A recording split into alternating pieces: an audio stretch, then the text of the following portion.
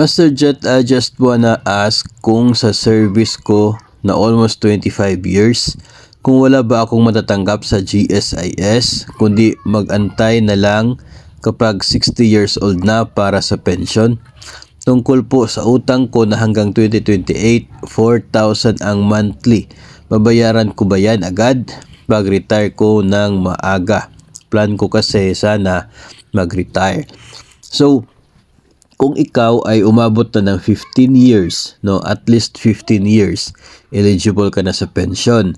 So kapag ikaw ay mag-early exit from your service, early separation, itong tinatawag nilang early retirement, naghihintay ka ng pension mo na matatanggap kapag 60 ka na. Pero upon separation ay mayroong cash payment na ibibigay si GSIS. At yun ay equivalent sa 18 times ng inyo pong computed pension.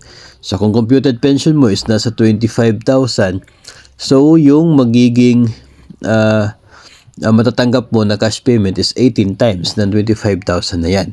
So sana all may 25,000 na pension. Ganon po.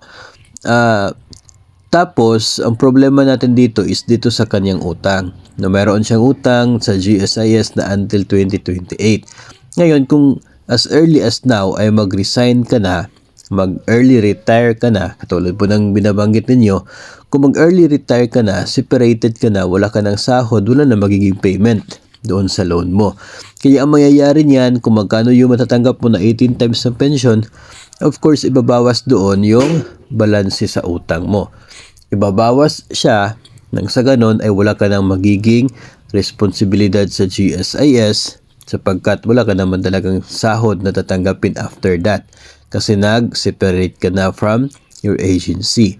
So wala na magiging payment, lalaki lamang yung utang kung hindi ibabawas from your cash payment yung balanse ng loan mo. Kapag nakikita naman na mas malaki pa yung balanse sa loan compared sa inyo pong matatanggap na cash payment, then I guess yun ay depende na sa magiging agreement ninyo with the GSIS. Basta yung tandaan po natin na yung cash payment na yan ay pwede pong i-deduct dyan kung ano man po yung ating dapat na bayaran sa GSIS, dahil kung hindi po i-deduct ay lalaki po, no, lulubo yung balanse ng loan kung ayaw po ninyo na bayaran from your claims.